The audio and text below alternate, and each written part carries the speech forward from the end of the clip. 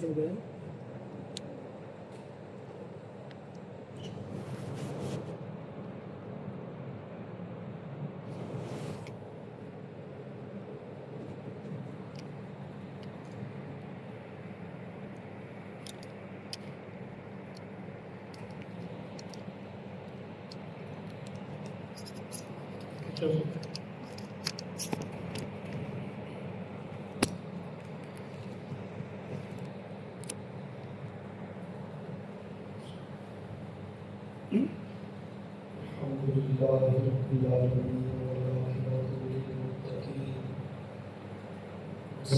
عید نہیں پڑے بات نا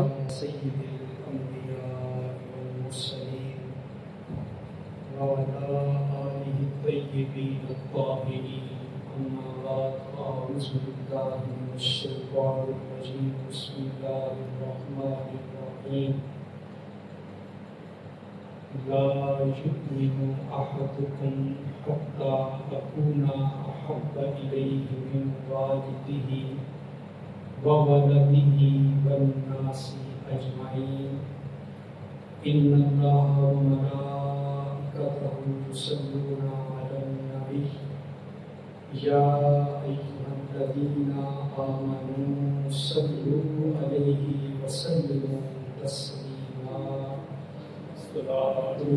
الصلاة والسلام عليك يا رسول الله وعلى آلك وأصحابك يا سيدي يا حبيب الله الصلاة والسلام عليك يا سيدي يا رسول الله وعلى آلك وأصحابك يا سيدي يا حبيب الله.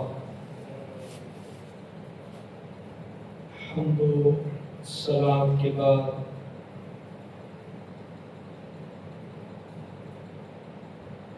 حضور نبی رحمت صلی اللہ علیہ وسلم کی محبت یہ ہمارے ایمان کی بنیاد ہے. تمام اعمال اس وقت تک معتبر نہیں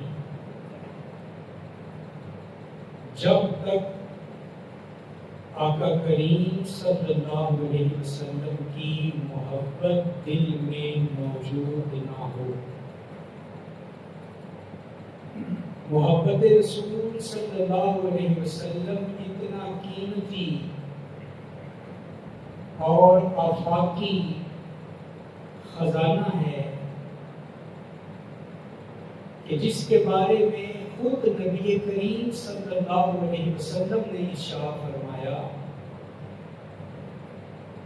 لا یؤمن احدکم حتی اکون احب الیہ من والدہ وولدہ والناس اجمعین. حضور نے ارشاد فرمایا کہ تم میں سے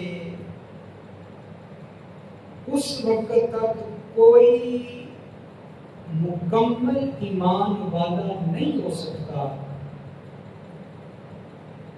جب تک کہ وہ اپنے ماں باپ سے زیادہ، اپنی اولاد سے زیادہ، حتیٰ کہ تمام لوگوں سے بڑھ کے مجھ سے محبت نہ کر لے، اس وقت تک تم میں سے کسی کا ایمان کامل نہیں ہو سکتا. اور یہ جو محبت رسول ہے یہ دل میں ہو تو نماز پڑھنے کا لطف ہے، یہ دل میں ہو تو قرآن کی تلاوت کا لطف ہے، یہ دل میں ہو تو ذکر و اذکار کرنے میں مزہ آتا ہے. اور وہ دل کے جس میں حضور کی محبت کا چراغ روشن نہیں ہے وہ دل ایک کھنڈر کی طرح ہے، ایک اجڑے ہوئے گھر کی طرح ہے. اور وہ مسلمان کے جو اپنے جسم میں اپنے ایمان میں محبت رسول کا چراغ روشن کر لیتا ہے، پھر محبت رسول کی برکت کی وجہ سے اللہ اسے زندگی میں بھی کامیاب کر دیتا ہے، اللہ اسے قبر حشر کے اندر بھی کامیاب کروا دیتا ہے۔ اب یہ جو حضور کی محبت ہے، اسی حوالہ سے صحابہ کرام رضوان اللہ علیہم اجمعین کی سیرت سے میں چند ایک واقعات آپ کی خدمت میں عرض کرتا ہوں، اور پھر آپ تصور کیجئے گا کہ اللہ تعالیٰ نے حضور کے صحابہ کو کس اعلیٰ درجے میں حضور کی محبت عطا فرمائی ہے، اور پھر ہم نے ساتھ ساتھ اپنے گریبان میں بھی جاننا ہے کہ میں دعویٰ تو کرتا ہوں مجھے رسول اللہ سے محبت ہے، مگر عملی طور پہ میں اس کا کوئی ثبوت بھی پیش کر سکتا ہوں کہ نہیں کر سکتا۔ جناب ابوبکر صدیق کی محبت کا کیا عالم ہے؟ ایک دفعہ حضور کی بارگاہ میں موجود ہیں تو حضور نے ارشاد فرمایا کہ مجھے تمہاری دنیا کی 3 چیزوں سے بڑی محبت ہے۔ حُبِّبَ إِلَيَّ مِن دُنْيَاكُمْ ثَلَاث، 3 چیزیں مجھے بڑی محبوب ہیں تمہاری دنیا سے۔ حضور کون سی؟ فرمایا ایک خوشبو مجھے بڑی محبوب ہے، دوسرا نیک صالح بیوی مجھے بڑی محبوب ہے، اور تیسرا فرمایا جُعِلَتْ قُرَّةُ عَيْنِي فِي الصَّلَاةِ، مجھے نماز سے بڑی محبت ہے، اور اتنی محبت ہے کہ رب نے میری آنکھوں کی ٹھنڈک نماز کے اندر رکھی۔ یہ 3 چیزیں مجھے بڑی محبوب ہیں۔ یہ سن کے جناب صدیق اکبر عرض کرتے ہیں حضور آپ نے 3 چیزوں کا ذکر کیا، تو حضور 3 چیزیں مجھے بھی بڑی محبوب ہیں، اے ابوبکر تمہیں کیا چیزیں محبوب ہیں؟ تو توجہ سے سنیے گا، آپ کہتے ہیں حضور انفاق مالی علی رسول اللہ، حضور مجھے عزیز یہ ہے کہ میں جو کچھ کماؤں وہ سارے کا سارا آپ کے قدموں کے اوپر نثار رکھا ہے۔ حضور میں جتنا سونا چاندی درہم دینار جو کچھ میری ملکیت میں ہے، حضور میری آرزو یہ ہے میں بچا کے کچھ نہ رکھوں، میں جو کماؤں وہ سارے کا سارا آپ کی خدمت کے اندر پیش کر دوں۔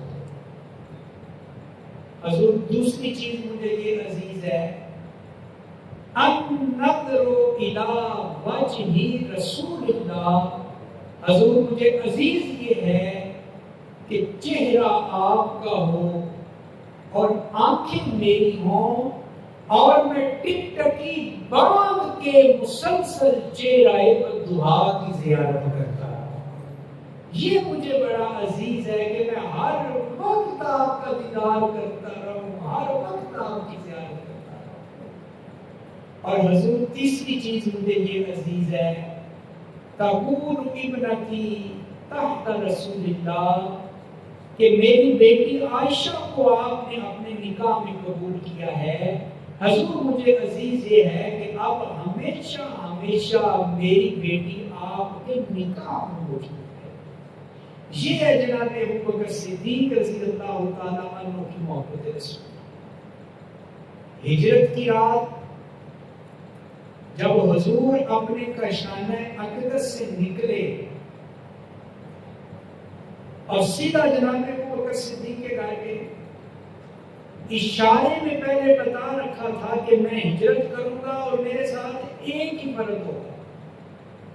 تو جب آپ جناب ابوبکر صدیق کے گھر گئے، دروازے کے اوپر اپنی دستک مکمل نہیں ہوئی کہ جناب ابوبکر صدیق فوراً دروازہ کھول دیا۔ حضور نے پوچھا اے ابو بکر رات کے اس پہر تم آرام نہیں کر رہے تھے؟ تم سو نہیں رہے تھے؟ ابھی میری دستک کی آواز ختم نہیں ہوئی تم نے پہلے دروازہ کھول دیا۔ جناب ابو بکر کہتے ہیں حضور آپ نے ایک دفعہ کہا تھا کہ میں رات کے وقت ان دنوں میں ہجرت کروں گا اور میرے ساتھ ایک ہی فرق ہوگا۔ حضور میں سمجھ گیا تھا کہ رب تعالیٰ یہ اعزاز مجھے عطا فرمائے گا، بس اس دن سے لے کے آج تک میں رات کو سوتا نہیں، میں دروازے پہ کھڑا ہو کے آپ کا انتظار کرتا ہوں کہ کہیں میں سو جاؤں اور حضور کو دستک دینے میں انتظار کرنا پڑے۔ حضور میں آپ کو انتظار نہیں کروانا چاہتا تھا، میں تو اس دن سے لے کے آج تک ساری رات دروازے آپ پہ آ کر انتظار ہی کرتا ہے۔ یہ ہے جناب صدیق اکبر کی۔ اور جب آپ ہجرت کر رہے تھے، سفر طے کر رہے تھے، تو جناب ابو بکر صدیق کبھی حضور کے آگے آگے چلنا شروع ہو جاتے ہیں، کبھی کوئی خیال آتا ہے تو دائیں طرف آگے کھڑے ہو جاتے ہیں، پھر کچھ خیال آتا ہے تو بائیں طرف آ جاتے ہیں، پھر پیچھے آ جاتے ہیں۔ حضور پوچھتے ہیں کہ اے ابو بکر کیا کر رہے ہو؟ کبھی آگے جاتے ہو، کبھی دائیں آتے ہو، کبھی بائیں، کبھی پیچھے۔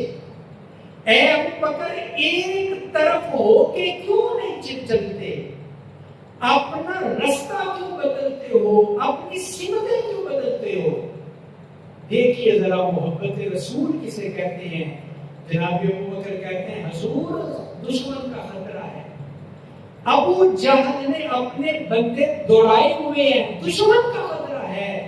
مجھے خیال آتا ہے دشمن آگے سے آپ کو نقصان نہ پہنچائے تو میں آپ کے سامنے کھڑا ہو جاتا ہوں، پھر مجھے خیال آتا ہے دائیں طرف دشمن نہ ہو، میں دائیں طرف آ جاتا ہوں، پھر خیال آتا ہے بائیں طرف نہ ہو، میں ادھر ہو جاتا ہوں، پھر میں پیچھے ہو جاتا ہوں۔ حضور پوچھتے ہیں اے ابو بکر تمہیں اپنی جان عزیز نہیں؟ تمہیں اپنی جان عزیز نہیں؟ کیا کمال کا جواب ہے جناب صدیق اکبر کا، اور یہ جواب تو صدیق ہی دے سکتا ہے۔ عرض کیا ہوگا حضور اپنی جان تو ہر ایک کو عزیز ہوتی ہے اور اپنی جان تو ہر ایک کو قیمتی ہوتی ہے، مگر پیارے مصطفیٰ ابو بکر اپنی جان سے اتنی محبت نہیں کرتا جتنا ابو بکر آپ سے محبت کرتا ہے، اور حضور میری جان اتنی قیمتی نہیں جتنی آپ کی جان قیمتی ہے۔ میں اپنی جان قربان کر سکتا ہوں مگر میرے ہوتے ہوئے کوئی دشمن آپ کے قریب جا نہیں سکتا۔ یہ ہے جناب ابو بکر صدیق کی محبت۔ آج ہمارے بھی محبت کے دعوے ہیں، آج ہمارے بھی محبت کے نعرے ہیں، مگر کیسی حضور کی محبت ہے کہ جو ہمیں فجر کے وقت بستر سے اٹھا کے مسجد تک نہیں لا سکتے۔ کیسی ہماری محبت ہے، کیسی ہماری محبت ہے کہ جو دن میں صرف 100 مرتبہ بھی ہمیں حضور کے اوپر درود و سلام بھیجنے کی طرف متوجہ نہیں کرتی۔ کیسی کھوکھلی ہماری محبت ہے۔ ہماری محبت صرف دعووں پر مشتمل ہے، ہماری محبت صرف باتوں کے اوپر مشتمل ہے، لیکن نبی پاک کے صحابہ حضور کی محبت میں اتنے عروج کے اوپر تھے کہ اللہ قرآن میں فرماتا ہے وَإِذَا قِيلَ لَهُمْ آمِنُوا كَمَا آمَنَ النَّاسُ، اے لوگوں تم نے ایمان لانا ہے تو اس طرح ایمان لاؤ جس طرح میرے مصطفیٰ کے صحابہ نے ان کے اوپر ایمان لائے، اس طرح ایمان لے کر۔ یہ حضرت ابو بکر صدیق کی محبت ہے۔ حضرت فاروق اعظم کی محبت کا کیا انداز ہے؟ امیر المومنین ہے، لاؤ لشکر کے ساتھ ایک جنگی سفر کے اوپر، جہادی سفر کے اوپر روانہ ہو رہے ہیں۔ رستے میں ایک جگہ آئی، جناب فاروق اعظم نے لشکر کو رکنے کا اشارہ کیا، خود سواری سے نیچے اترے اور اس جگہ میں گھومنے لگے، چکر لگانے لگے، کبھی ایک کونے پہ، کبھی دوسرے کونے پہ، کبھی تیسرے کونے پہ۔ پوچھا گیا امیر المومنین یہاں رکنے کی کیا وجہ ہے؟ یہاں کوئی عمارت نظر نہیں آ رہی، کوئی بستی نہیں، یہاں جنگل ہے، بیابان علاقہ ہے، یہاں رکنے کی کیا وجہ ہے؟ جناب فاروق اعظم کہتے ہیں کہ یہ وہ جگہ ہے، توجہ کیجئے گا، یہ وہ جگہ ہے اسلام قبول کرنے سے پہلے جوانی میں میرا باپ مجھے یہاں اونٹ چرانے کے لیے بھیجتا تھا اور میں اس جگہ پہ آ کے اونٹ چراتا تھا، مگر مجھے اونٹ چرانے بھی نہیں آتے تھے۔ میں ایک اونٹ کو پکڑ کے لاتا تھا، دوسرا بھاگ جاتا تھا، اسے لاتا تھا، دو اور بھاگ جاتے تھے، اور عمر کو اپنے باپ سے ڈانٹ پڑتی تھی، عمر کو اپنے باپ سے جھاڑ پڑتی تھی کہ اے عمر جوان ہو گئے ہو اور تمہیں اونٹ چلانے نہیں آتے۔ یہ کہہ کے حضرت فاروق اعظم کی آنکھوں سے آنسو نکل آئے، کہا لوگوں میں رو اس لیے رہا ہوں، ایک وہ وقت تھا کہ مجھے اونٹ چلانے نہیں آتے تھے، اور ایک آج کا وقت ہے میں اتنے ملکوں کے اوپر حکمرانی کر رہا ہوں، تو اس میں میرا کوئی کمال نہیں، رب نے کنڈل زلف والا مصطفیٰ بھیج دیا، رب نے چہرہ بددعا والا رسول بھیج دیا، اس نے آگے ہمیں کلمہ بھی پڑھا دیا، ہمیں قرآن بھی سکھا دیا، ہماری تربیت بھی کر دی۔ عمر کو تو اونٹ چرانے نہیں آتے تھے، آج عمر حکمرانی کر رہا ہے تو اپنی قابلیت کی وجہ سے نہیں کر رہا، یہ تو مدینے والے مصطفیٰ کا فیض ہے، یہ تو حضور کا وسیلہ ہے کہ جس عمر کو اونٹ چرانے نہیں آتے تھے وہ عمر آج حکمرانی کر رہا ہے۔ یہ تو جناب رسول اللہ کی برکت ہے، یہ تو جناب رسول اللہ کی تربیت، یہ ہے حضرت فاروق اعظم کی محبت رسول، ہر چیز کو حضور کی طرف منسوب کیا کہ یہ تو حضور کا وسیلہ ہے، یہ تو حضور کا کرم ہے، یہ تو حضور کی تربیت کا اثر ہے۔ آپ جانتے ہیں کہ حضرت فاروق اعظم کبھی کبھار رات کے وقت مدینہ کی گلیوں میں گشت لگاتے تھے، چکر لگاتے تھے کہ کوئی حاجت مند تو نہیں، کوئی ضرورت مند تو نہیں۔ ایک دفعہ ایسا ہوا کہ آپ مدینہ منورہ کی ایک گلی سے گزر رہے تھے تو اس گلی میں آپ کی ایک رشتہ دار بوڑھی خاتون کا گھر بھی تھا۔ اب اس دور میں گھر ہماری طرح تو نہیں تھے، چھوٹے چھوٹے گھر ہوتے تھے، چھوٹی چھوٹی دیواریں ہوتی تھی۔ تو حضرت فاروق اعظم جب اس گھر کے سامنے سے گزرنے لگے تو آپ کے کانوں میں اس بوڑھی خاتون کی آواز پڑی، آپ رک گئے، رک کے سننا چاہا کہ یہ اس رات کے وقت کیا پڑھ رہی ہے۔ تو جب آپ رکے تو سن کے حیران ہو گئے کہ وہ بوڑھی خاتون آدھی رات کے وقت رسول اللہ پہ درود بھی بھیج رہی تھی اور رسول اللہ کے اوپر نعت بھی پیش کر رہی تھی، نعت پڑھ رہی تھی، اور نعت پڑھتے پڑھتے اس نے ایک ایسا مصرع پڑھا، اس نے ایک ایسا شعر پڑھا کہ جس نے حضرت فاروق اعظم کے وجود کے اندر ایک عجیب سوچ پیدا کر دی، ایک عجیب کیفیت پیدا ہو گئی حضرت فاروق اعظم کے وجود میں۔ اور وہ مصرع کیا تھا، وہ شعر کیا تھا، میں اس کا اردو ترجمہ آپ کے سامنے رکھتا ہوں، اور اگر آپ اسے ذہن کے اور سر کے کانوں سے نہیں دل کے کانوں سے سنیں گے تو آپ کا ایمان بھی تازہ ہوگا۔ وہ بوڑھی خاتون آدھی رات کے وقت حضور کی جو نعت پڑھ رہی تھی اس میں ایک مصرع یہ تھا، اس میں یہ مصرع تھا، اے رب ذوالجلال تو نے قیامت کے دن حضور کو مقام محمود عطا کرنا ہے، تو نے قیامت کے دن حضور کو قیامت کے دن حضور اپنی امت کی سفارش کریں گے، شفاعت کریں گے. تو اے رب ذوالجلال، میں تیری بارگاہ میں عرض کرتی ہوں کہ کل قیامت کے دن جب رسول اللہ اپنی امت کی شفاعت کر رہے ہوں تو اے رب کائنات مجھ گناہگار کو بھی حضور کی شفاعت عطا فرما دینا، مجھے بھی حضور کی سفارش عطا فرما دینا. اور اے رب کائنات صرف سفارش نہیں، مجھے جنت میں رسول اللہ کے قدموں میں جگہ عطا فرما دینا. جب حضرت فاروق اعظم نے یہ سنا تو طبیعت میں ہلچل مچ گئی، عشق رسول کا ذوق تازہ ہو گیا. دستک دی، اجازت ملی، اندر گئے، بوڑھی ماں کو سلام کیا اور نیچے زمین کے اوپر بیٹھ گئے. بڑی بوڑھی خاتون نے کہا امیر المومنین بیٹے عمر آپ اوپر تشریف رکھے، زمین کے اوپر کیوں بیٹھے ہیں؟ حضرت عمر نے کہا میں سائل ہوں، میں منگتا ہوں، اور جو سائل ہوتا ہے وہ اوپر نہیں بیٹھتا، وہ نیچے بیٹھتا ہے. وہ خاتون کہنے لگی میں تو ایک بڑھیا ایک فقیر خاتون ہوں، میں آپ کو کیا دے سکتی ہوں؟ حضرت عمر نے کہا آدھی رات کے وقت یہ جو آپ مصرع پڑھ رہی ہیں میرا ایمان گواہی دیتا ہے کہ آپ کی عرضی اللہ نے قبول کر لی ہے، آپ کی آرزو اللہ نے قبول کر لی ہے، آپ کی یہ دعا اللہ نے قبول کر لی ہے.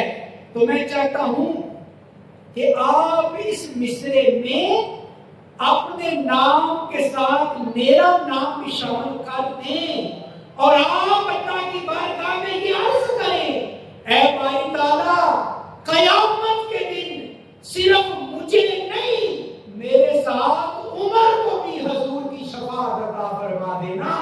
اور اے باری تعالیٰ میں یہ بھی دعا کرتی ہوں کہ کل قیامت کے دن جنت میں جہاں تو مجھے حضور کے قدموں میں جگہ عطا فرمائے وہاں میرے ساتھ عمر کو بھی رسول اللہ کے قدموں میں جگہ عطا فرما دینا. اے بوڑھی خاتون میری یہ عرضی ہے، آپ یہ جو نعت پڑھ رہی ہیں، یہ جو عرضی پیش کر رہی ہیں، آپ وہاں اپنے نام کے ساتھ مجھ عمر کا نام بھی شامل کر دیں. یہ حضرت سیدنا فاروق اعظم رضی اللہ تعالیٰ عنہ کی محبت رسول، یہ آپ کے دل میں حضور علیہ السلام و تسلیم کا وہ عشق رسول، وہ محبت رسول. تو ایسی محبت رسول کا چراغ کیا خیال ہے ہمیں بھی جلانا چاہیے کہ نہیں جلانا چاہیے؟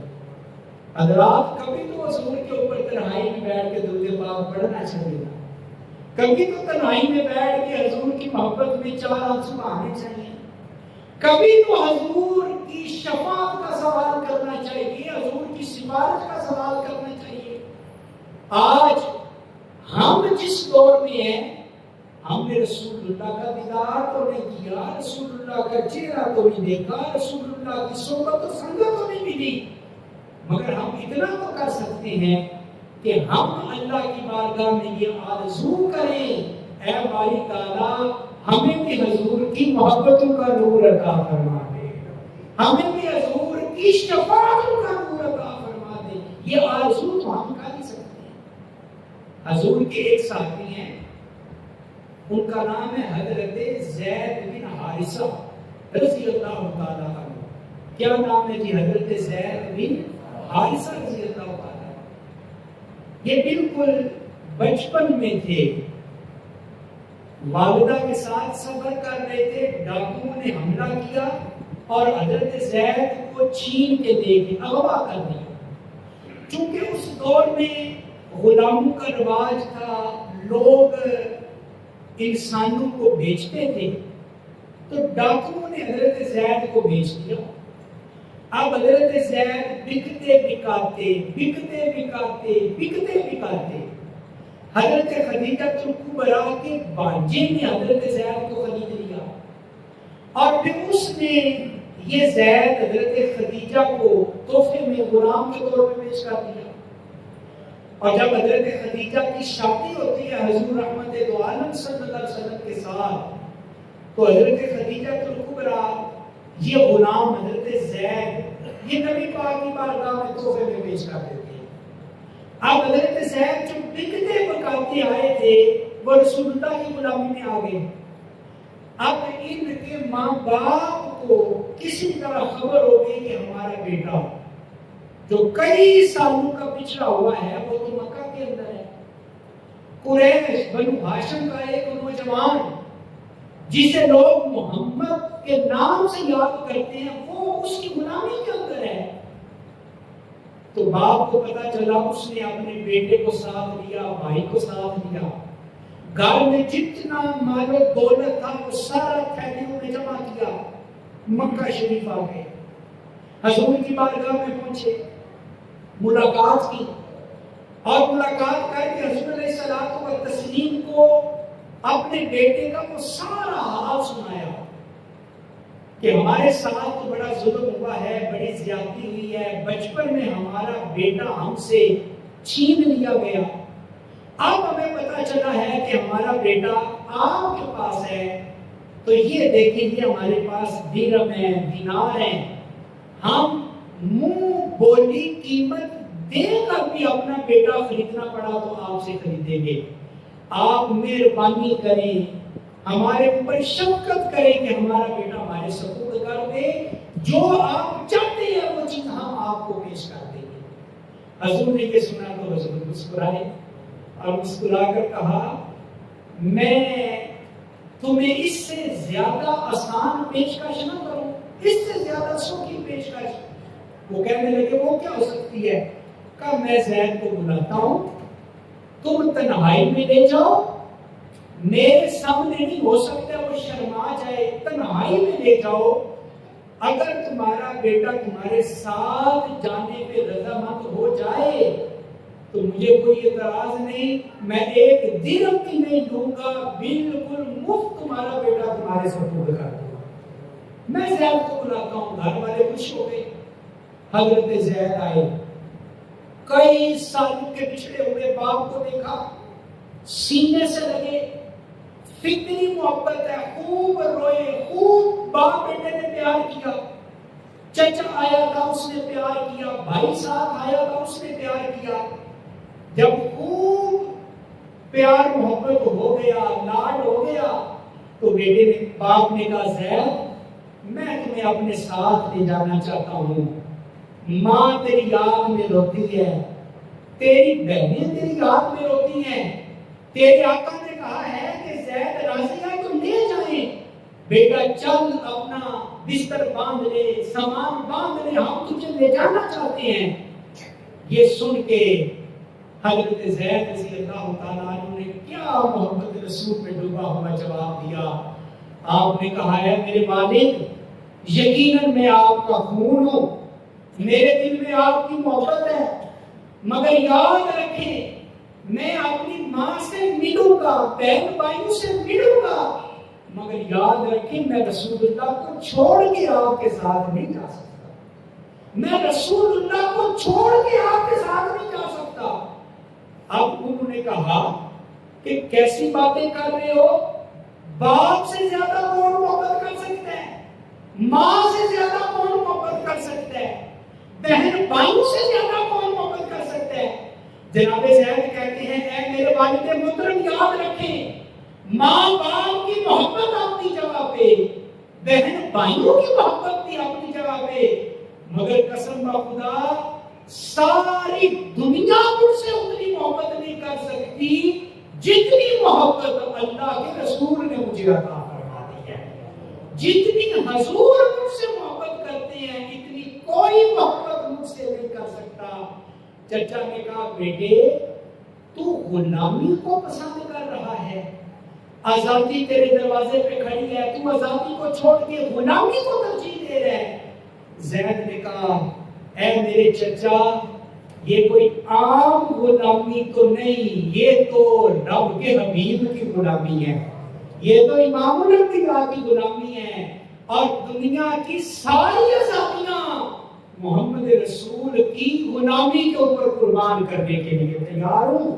اب حضور کو حضرت زید کا یہ جواب اللہ اکبر اتنا پسند آیا، اتنا پسند آیا، اتنا پسند آیا آیا آپ نے اعلان کر دیا اور کہا مکے والوں کو بتا دو کہ یہ زید اس نے ماں باپ کو چھوڑ کے میرے ساتھ رہنا پسند کیا ہے، تو میں اعلان کر رہا ہوں کہ آج کے بعد میں زید کو اپنا منہ بولا بیٹے کا درجہ عطا فرما رہا ہوں۔ زید میرا منہ بولا بیٹا ہے۔ اور صرف حضور کو حضرت زید کا یہ محبت رسول کا انداز پسند نہیں آیا، رب تعالیٰ کو بھی پسند آیا۔ اور آپ سن کے حیران ہوں گے، پورے قرآن کے اندر، توجہ کیجئے گا میں کیا کہنے لگا ہوں، پورے قرآن کے اندر الحمد کی الف سے لے کر والناس کی سین تک پورے قرآن میں حضرت زید کے علاوہ کسی صحابی کا بائی نیم تذکرہ نہیں ہے، کسی صحابی کا نام نہیں ہے قرآن میں۔ حضرت ابو بکر کا ذکر ہے مگر نام نہیں ہے، حضرت عمر کا ذکر ہے مگر نام نہیں، حضرت عثمان مولا علی کا نام نہیں ہے، مگر حضرت زید کی محبت رسول رب تعالیٰ کو اتنی پسند آئی ہے، رب نے حضور کے 1.25 لاکھ صحابہ میں سے قرآن میں صرف ایک صحابی کا نام ذکر کیا ہے، اور وہ یہی حضرت زید بن حارثہ کا نام رب نے قرآن میں ذکر کیا۔ یہ ہے حضرت زید بن حارثہ کی محبت رسول کا عالم۔ جب غزوہ احد ہوا تو اس غزوے میں ایک افواہ پھیل گئی کہ اللہ کے رسول شہید کر دیے گئے، افواہ پھیل گئی۔ بات چلتے چلتے مدینہ منورہ میں پہنچی۔ مدینہ منورہ میں ایک صحابیہ تھی، انہیں بھی پتا چلا کہ اللہ کے رسول موت کے میدان میں شہید ہو گئے ہیں، تو وہ تو اصحاب تھے، صحابیات تھے، وہ اپنے سے تو اتنا پیار کرتے نہیں تھے جتنا اللہ کے رسول سے پیار کرتے تھے۔ جب یہ کانوں پہ خبر پہنچی نا اللہ کے رسول شہید ہو رہے ہیں، تو آپ گھر سے نکلی، مدینہ منورہ سے نکلی اور احد کی طرف جانا شروع کر دیا۔ رستے میں کسی آنے والے نے خبر دی کہ اے خاتون، تیرا بیٹا جو میدان احد میں لڑنے کے لیے گیا تھا، اللہ نے اسے شہادت کا مرتبہ عطا فرما دیا ہے۔ اب اس خاتون نے یہ سنا تو بیٹے سے زیادہ قریبی رشتہ کون سا ہو سکتا ہے، بیٹے کی شہادت کی خبر سنی تو اس خاتون نے پتہ کیا کہا، مجھے میرے بیٹے کی شہادت کا نہ بتاؤ، مجھے یہ بتاؤ کہ اللہ کے رسول کا حال کیسا ہے، اللہ کے رسول کیسے ہیں، مجھے ان کے بارے میں بتاؤ۔ تھوڑا آگے گئی تو خبر ملی کہ میدان جنگ میں تیرا باپ گیا تھا، وہ بھی شہید ہو چکا ہے۔ پھر یہی کہا مجھے میرے باپ کا نہ بتاؤ، مجھے یہ بتاؤ اللہ کے رسول کی حالت کیسے ہے۔ پھر تھوڑا آگے گئے تو کسی نے کہا تیرا بھائی بھی شہید ہو گیا ہے، کہا بھائی بھی شہید ہو گیا ہے، کوئی بات نہیں، مجھے یہ بتاؤ اللہ کے رسول کا حال کیسا ہے۔ کسی نے کہا اے خاتون، تجھے بیٹے کی شہادت کی خبر ملی، باپ کی شہادت کی خبر ملی، تجھے اپنے بھائی کی شہادت کی خبر ملی، مگر تم نے ہر سوال میں حضور کا پوچھا، تو کیا تجھے اپنے خونی رشتوں سے محبت نہیں؟ وہ خاتون کہتی ہے محبت ہے، مگر ہمارے ایمان کی کیفیت کو سمجھو، ہم خونی رشتے داروں سے اتنی محبت نہیں کرتے جتنی محبت ہم مدینے والے مصطفیٰ سے کیا کرتے ہیں۔ اور پھر آپ نے کہا کلو مصیبت بعدک جلل، اے اللہ کے رسول آپ حیات ہیں، آپ ہماری آنکھوں کے سامنے ہیں، پھر ہمارے اوپر کتنی بھی مصیبتیں آ جائیں ہمیں کوئی پرواہ نہیں، آپ موجود ہیں تو گویا اللہ نے ہمیں ہر رحمت عطا فرما دی ہے، اللہ نے ہمیں ہر برکت عطا فرما دی ہے، آپ موجود ہیں تو گویا اللہ کی سب سے بڑی نعمت ہمارے درمیان موجود ہے۔ یہ حضور علیہ الصلوۃ والتسلیم کے صحابہ اور صحابیات کی محبت حضور رحمت دو عالم کے ساتھ۔ حضرت بلال حبشی رضی اللہ تعالیٰ عنہ، حضور علیہ السلام نے پردہ کیا تو حضرت بلال حبشی نے اپنا بستر باندھ لیا، سامان اکٹھا کر لیا۔ لوگوں نے کہا بلال کہاں جا رہے ہو؟ کہا کہ میں مدینہ سے رخصت ہو رہا ہوں۔ حضرت ابوبکر صدیق کا کہا اے مؤذن رسول نہ جائیے، نہ جائیے، میں امیر المومنین ہوں، آپ کو کہہ رہا ہوں نہ جائیے۔ حضرت بلال نے پتہ کیا کہا؟ کہا امیر المومنین آپ نے مجھے خرید کر آزاد کیا تھا، تو کیا اس کا روب میرے اوپر ڈال رہے ہیں؟ کیا اس نیکی کو یاد کر کے میرے اوپر مجھے کہہ رہے ہیں کہ نہ جاؤ؟ حضرت ابوبکر کہتے ہیں نہیں، اس لیے کہہ رہا ہوں کہ آپ مؤذن رسول ہیں، آپ اذان پڑھیں گے تو ہمیں رسول اللہ کا زمانہ یاد آ جائے گا، ہمیں رسول اللہ کی باتیں یاد آ جائیں گی۔ حضرت بلال نے کہا امیر المومنین میں یہاں رہ نہیں سکتا، مسجد نبوی جاتا ہوں، مصلی رسول کو دیکھتا ہوں، مصلی تو نظر آتا ہے مگر اللہ کے رسول نظر نہیں آتے۔ میں مدینہ کی گلیوں میں گھومتا ہوں، پہلے یہاں رسول اللہ کا دیدار ہوتا تھا، حضور نظر نہیں آتے۔ میں مسجد نبوی میں آتا ہوں، پہلے یہاں حضور کی زیارت ہوتی تھی، اب حضور نظر نہیں آتے، میں یہاں کیسے زندگی گزار سکتا ہوں، میں یہاں نہیں رہ سکتا۔ حضرت بلال ان کے شام چلے گئے اور صرف ایک دفعہ مدینہ آئے، پھر ساری زندگی وہاں پہ رہے، وصال بھی وہیں پہ ہوا، آپ کی قبر بھی وہاں کے اوپر ہے۔ اور جب آپ کا آخری وقت آیا، نزا کا وقت آیا، تو اپنی اہلیہ کو کہنے لگے میرے لیے پانی تیار کرو، بلال غسل کرنا چاہتا ہے، میرے لیے لباس تیار کرو، میں صاف لباس پہننا چاہتا ہوں، میرے لیے سرما لے کر آؤ، میں سرما پہننا چاہتا ہوں۔ زوجہ کہنے لگی اے میرے شوہر کہیں سفر کا ارادہ ہے؟ کہا ہاں، آج کوئی اور سفر نہیں، میں سفر موت کے لیے تیاری کر رہا ہوں، میں سفر قبر کے لیے تیاری کر رہا ہوں۔ بیوی نے یہ سنا تو کہا واہ حسنا، واہ حسنا، اے میرے شوہر آپ چلے جائیں گے، یہ تو غم کی بات ہے، یہ تو پریشانی والی بات ہے، یہ تو دل کو جھنسا دینے والی بات ہے، اور آپ کہہ رہے ہیں کہ میرے لیے تیاری کرو، میں غسل کرنا چاہتا ہوں، میں صاف لباس پہننا چاہتا ہوں، میں خوشبو لگانا چاہتا ہوں۔ تو حضرت بلال نے کہا اے میری زوجہ واہ حسنا نہ کہو، واہ تاربا کہو۔ تاربا کا مطلب ہے واہ واہ کتنا سونا وقت آنے والا ہے، کتنا پیارا وقت آنے والا ہے، کتنی برکتوں والی گھڑی آنے والی ہے۔ بیوی نے کہا موت یہ برکت والی گھڑی کیسے ہو گئی، یہ قبر یہ برکت والی جگہ کیسے ہو گئی؟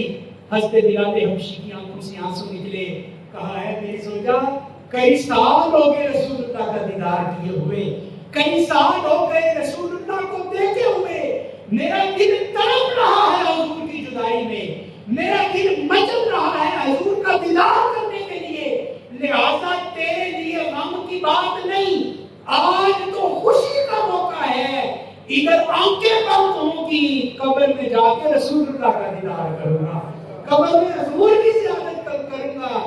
آپ نے کہا القی غدن محمدن و اصحابہ، قبر میں جا کے میں حضور کا دیدار بھی کروں گا اور حضور کے صحابہ کا دیدار بھی کروں گا، میں ابو بکر سے بھی ملوں گا، میں عمر سے بھی ملوں گا، میں حضور سے بھی ملوں گا۔